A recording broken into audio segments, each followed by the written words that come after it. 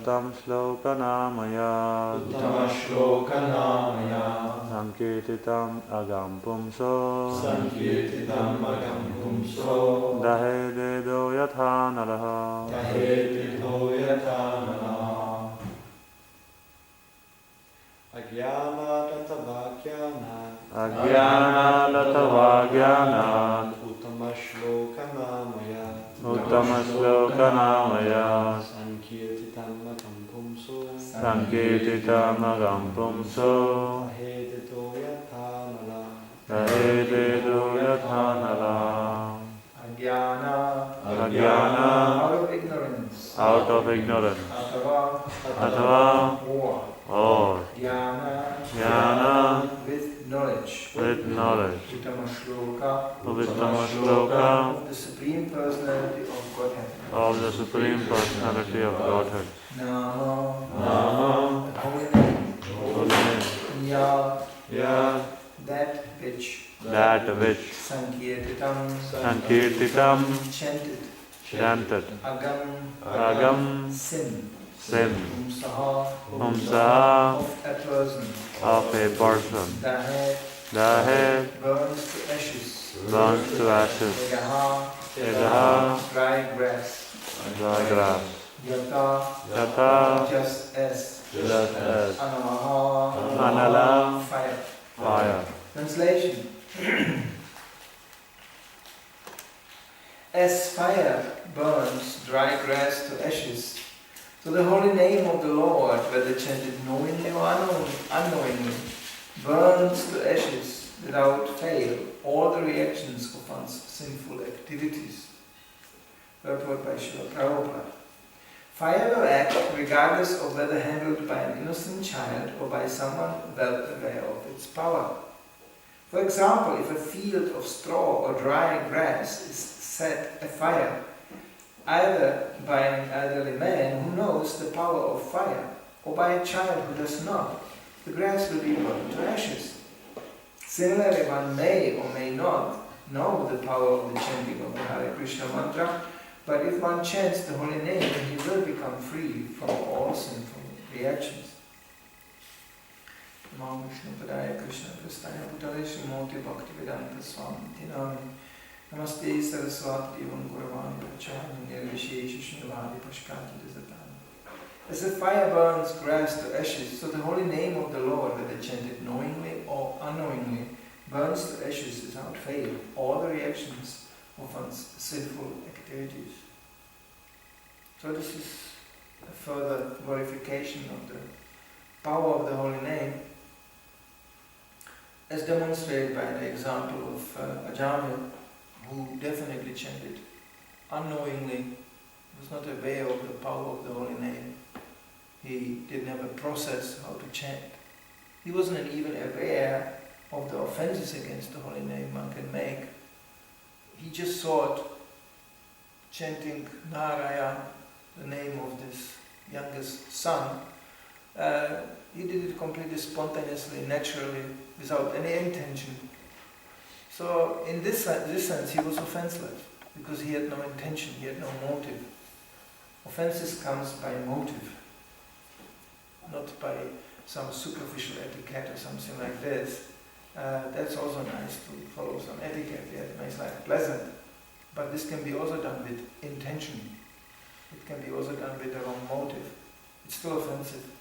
You can praise somebody just to get something from him. You can, praise somebody just to be affiliated with him. So you can be also glorified like him. This is all different material motivations, which are relating to the holy name as well. Holy name is a person. It's the Supreme Personality of Godhead in its most pure form, and therefore it's so powerful. The question is, how do we relate to it? How do we evaluate? What do we want from that? Krishna is in the heart, and he is in the certainly aware of our mental activities. So he knows what we think, he knows what we want. He knows even more what we want as we know. We are sometimes so confused by this jungle of material desires tormenting our heart, motivating us to acting in sometimes in most bizarre ways. Like confusion of desires leads to madness. One desires so many things simultaneously, and changing so much. Mental platform in sankalpa and vikalpa, mind accepts and rejects idea continuously. And that process can get so out of control that one doesn't know anymore where to go, what to do. One is so full of desires. Basically, that's Krishna summarized it as just lust.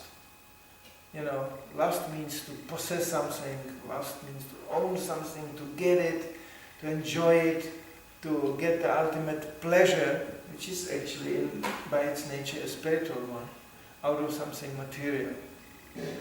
So those who approach the holy name in this mood, they can chant for a long time, and still they will not feel really much ecstasy. As a matter of fact, they will give it up.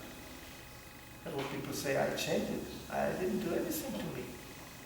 Because they expected something from that which is not delivering it. As Prabhupada said, what is the result of chanting? He said, it's more chanting.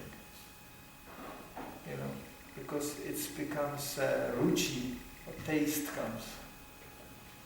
That's the first feeling you get when you start to chant. This is good, this is nice. And then you do more of that chanting, and then without being aware When you study the early days of this movement, how Prabhupada, even I just read the record of the first initiation, there was not one initiate sitting there, receiving his spiritual name, who had an idea what he's doing. They were just like, ha, ha. And Prabhupada was explaining, as he was doing to them, what they are doing actually. Usually one is supposed to know and be prepared before the initiation. Nowadays you would expect such a standard that devotees get. Therefore, it is warned even for both sides, for disciple and for the guru, not to get too overly enthusiastic over this too prematurely in Kali Yuga. Because even the guru might be qualified, the disciple is not. So actually, in order to make the whole process function, both have to be qualified. So, literally it's the same thing to the holy name. You can chant, but are you qualified to receive the results? The results will be there, yes. Your sins will be burned to ashes. The question is, will you make more? It's like you burn wood to ashes and you bring another load. And then you bring that burn to ashes, you bring another load. So actually you are just engaged in burning wood. But there's actually a meaning to it that the wood gets burned. No more wood. It's burned. No, you bring more. So this is, this process can be dragged on from lifetime to lifetime. It's always beneficial. It's always beneficial. But some people take Hare Krishna mantra as magic. Some magic. You go Hare Krishna and then poof, everything is gone. Yes, it's written here. It will be burned to ashes. But why to bring more? So that's what the unpleasant part for people is to realize, I have to stop. No more supply, no more fuel supply.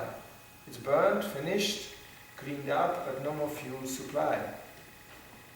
And this is where the problem is always. Because we have so much unlimited supply due to our habituation. One is habituated to just simply follow. We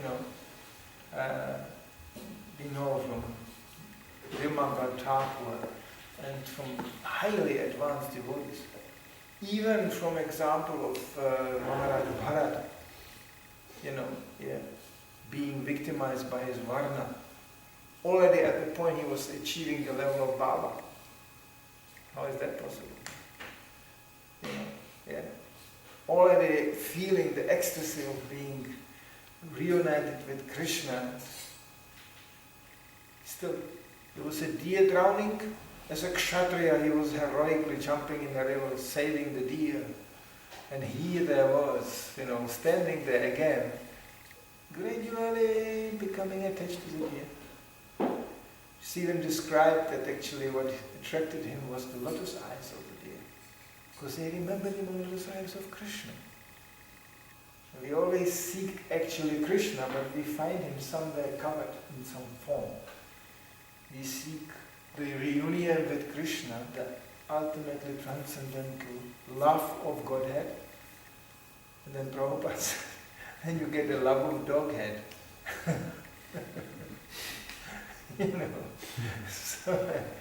But the exchange is intense. It's really intense. And the dogs can really facilitate it, I tell you. They can become such a devoted disciples. You can become a guru on the spot. Yes. Your name is Doghead Das. And they follow you everywhere. If the disciples of today would exhibit that loyalty to their gurus like the dogs are following the masters, we would have really lots of success in preaching. It's one of the elements why we are not sometimes, despite all our attempts to preach, getting much anywhere, is because the disciples simply do any damn thing they want to do. They don't follow. Follow means you are told you do. That's it. I have to understand this. No, I understand. Follow him. First you follow, then you understand. And that makes the very process of knowledge very difficult to accept by this stubborn, impudent, arrogant, demonic Western minds. Come on, tell me. Tell me, explain. If you don't explain, I don't want to talk about it. I believe only what I see, and I do only what I understand. Really, so what do you understand? Well, you tell me. Why should I tell you? Because you don't want to accept. Well, I will be judge of that. No. First accept. As Bhaktisiddhanta said, first you wash the pots, then you ask questions. First come into the position of service. Very difficult in the West. Therefore you don't see much response, because there's this stubborn from the heart coming impotence. Come on! Tell me. Well, that's your opinion. That's Krishna's opinion. What is this to do with me? I do it my way. A certain gentleman named Frank Sinatra was singing, I did it my way. He died miserably somewhere. Because material nature is not caring what you think or feel or want. There's a law. And there's a law you cannot violate. You cannot, deal. So, therefore Prabhupada said devotees have to be manishina, thoughtful. And he said actually that's what he meant by saying this movement is only for intelligent people. Stupid fools can clinch on it, hang on it in despair. And that puts them in a position of service. That's nice. But if they don't value that position, therefore Prabhupada said after a while many people, when they recover a little bit, refreshed, they get impudent again. And again they design their own ways of living. Again they design their own plans. And as soon as that mentality comes up again, the progress is blocked. So that surrender, that word surrender, it's a myth in the West. People don't surrender to anything except their own senses. Oh yeah, when Maya comes, the supreme guru for the conditioned souls, and she goes here, Shravanam Kirtanam Maya Smaranam. You chant about Maya, you hear about Maya, you glorify Maya, and you serve. Prabhupada is one of the first preaching points he brought across to the public. You will have to serve one way or another. You must serve. This is your position. You cannot avoid it. And you will love it. Therefore people surrender to dictators and monstrous personalities with such a love and devotion, and they get ecstatic by it. They simply surrender. Shudra especially. They are completely in bliss when they can serve a big master. Because that will make them also big. Same principle can be applied in Krishna consciousness. It's just the surrender should happen on conscious level. That's what's called Krishna consciousness. Not, that's the difference, worshipping spiritual master in an ignorant way, which is still good, Prabhupada said. For fools it still works. But what preferably should happen, it should be worshipped in a conscious way. That's the difference between following spiritual master and actually imitating him. Personal cult, means, it's a cult, it's just the image you worship. And you want to cling to that image. But the process of Krishna consciousness is actually quite rational. Because the spiritual master is just a teacher. And he will teach you what he learned from his spiritual master. So in other words, he will just introduce you to his spiritual master. It should be like that any process of knowledge is based on a parampara, even materialist book.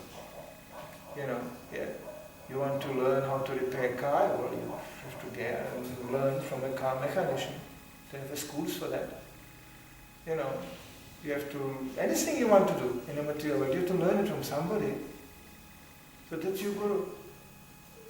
But similarly, when it comes to spiritual life, people are refusing to accept this process. The most subtle and the most, delicate way to acquire knowledge. Well, no. I feel and I saw and I think, and yes, the sky went open and a beam came down on my head, and therefore I am the enlightened one. Suddenly the whole process is not accepted. Why? Why should this be excluded? This is what Prabhupada emanated to the first disciples, those who were blessed by some kind of intelligence. They could understand. He's also following. He's not just teaching, he's following too. And Prabhupada it was so evident when you came in association with Prabhupada that he simply fulfills an order. He is simply acting on behalf of somebody. He's simply following. It's like, this biography of Bhaktisiddhanta Maharaj, the most extensive one, published by Bhakti Vikas Maharaj, took him 30 years to collect that material for that book. Even Gaudiya Math doesn't have this. They don't have such a detail. They have, but not, in such a detailed form. So, it's, actually his motivation to do this was to glorify Prabhupada. Bhaktisiddhanta Maharaj also, but Prabhupada, to show how faithful Prabhupada was to the teaching of his spiritual master. How he didn't change anything. How he followed to the last detail. Because when you study what Bhaktisiddhanta Maharaj was preaching, you find it exactly in Prabhupada. Translated in a form so the Westerners can be adopted to the Western people. Because that was his mission. It was a very particular instruction he got to preach to the English-speaking people. There was something in him which Bhaktisiddhanta Maharaj immediately recognized and immediately told him on the first meeting. Because Prabhupada was one of the very few Indians who was never impressed by the Western people. When he came to the West, he said, I came to hell. Most Indians, when they come to West, they think, I came to heaven. Prabhupada wasn't at all impressed. He said, what is this? I just heard one of the earliest lectures where he is saying, explaining, about being lowest of the mankind and highest of the mankind. and then this is relatively early, Then he explains, here we are in a place where only the lowest of mankind are living. And he's explaining, this is the lowest of mankind, and then obviously provoked by some incident, Prabhupada turns really very sharp, very sarcastic. Prabhupada was sarcastic. Sarcasm is a bad thing. Sarcasm usually hurts people, it doesn't produce anything. But Prabhupada used sarcasm only in the presence of extremely stupid or demonic people. He really was sarcastic over demons or something like this, or very, very stupid people. So Prabhupada, his voice is sharpening. He goes, yes, I met the parents of my disciple, and the parents are sometimes complaining, Swamiji, what have you done to my child? What happened? He's not eating any meat anymore. He's not taking any drugs anymore. He's not hunting any women anymore. He's not gambling anymore. He is just chanting this mantra. What have you done? What a harm, what an evil thing you have done. Prabhupada faced this. And then he concludes, and when the son goes out and takes drugs again, becomes mad, ends up in a psychiatric treatment, what can be done? Yeah, it happens. Yeah. But they are very loyal, very tolerant. Yeah, not good, but things happen to people. Yeah. They show such a easy, liberal. But Hare Krishna, alarm. That's the mentality of a demon. You don't find much of it because, but it's the mentality is there. Just wait. If our preaching would really pick up, and we would really start to become very prominent. We are already quite prominent. City of Copenhagen, some of the most, the devotees are most prominent in the whole Europe. I can give you guarantee for that. So it's amazing that we are deriving nonsense benefits from this humanistic, all one and the same, let it be as it is, let it be, this is all the John Lennon philosophy and all this.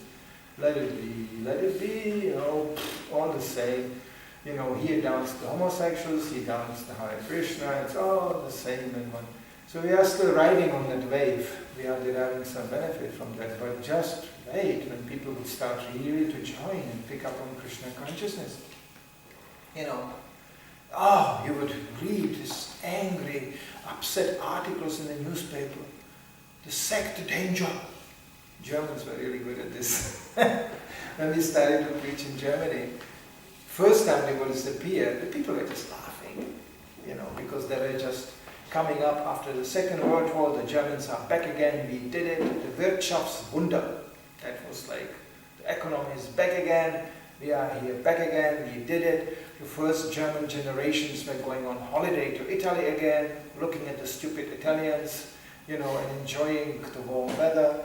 And there was like, you know, we are going on, we actually did it again. We built our houses again, and the war, yeah. Hitler was a really bad guy, but now we are back again.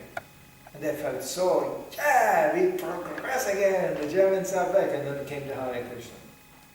You know, these young boys dancing in their bed sheets on the street, telling them it's all Maya, it's all temporary, you know.